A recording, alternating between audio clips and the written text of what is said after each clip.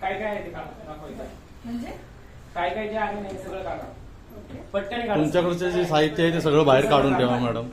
सगळं साहित्य बाहेर काढा. हां सर 2 मिनिटं या. सगळं काढा. कोण आहे रवी? हे बसलेलींची नाव बसलेलींची नावं लिहून हे पण करा. हे काय दोरे काय करता? ह्याचं काय करता तुम्ही? या धाग्यांमधनं फक्त लोकांना मी कॉन्फिडन्स वाढवते. नाही हे धागा करता काय तुम्ही? पण कॉन्फिडन्स वाढवते. अरे पण धागा करायचा काय? हा धागा बांधून देते लोकांना. त्यांना लोकांच्या हाताला बांधायचा धागा. जसा आपला कलावा असतो ना, त्यात काय आहे? कलावा असतो तो दत्तगुरूंची विभूती. ठीक आहे अंगारा काय करायचं? दत्तगुरूंची विभूती जसं शिर्डीच्या साईबाबाची विभूती असते तशीच विभूती. काय करता पण त्याचं?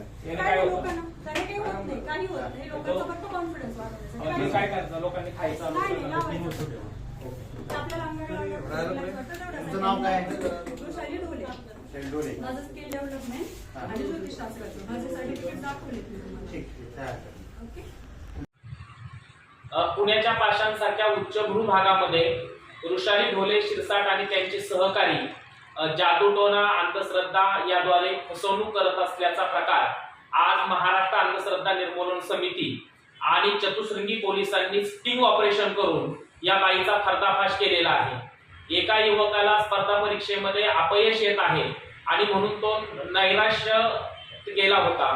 त्यामुळं या युवकांनी समुपदेशक म्हणून या बाईकडे जाहिरात पाहून हा गेला आणि या बाईने या तरुणाला औषध उपचारापासून दूर ठेवून त्याला औषध उपचार घेऊ न देता त्या युवकाला राग खायला देऊन त्याचप्रमाणे पायी धुतलेले पाणी प्यायला दिलेलं आहे. त्याचप्रमाणे अतिइंद्रिय शक्ती अंगी असल्याचं सांगून त्याला घाबरवलेलं आहे.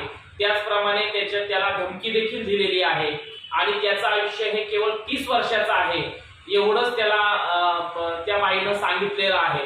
आणि ह्या सगळ्या प्रकारचं स्टिंग ऑपरेशन करून महाराष्ट्र अंधश्रद्धा निर्मूलन समिती आणि चतुश्रृंगी ठाण्याच्या पोलीस अधिकारी आणि कर्मचाऱ्यांनी या बाईचा पर्दाफाश केलेला आहे.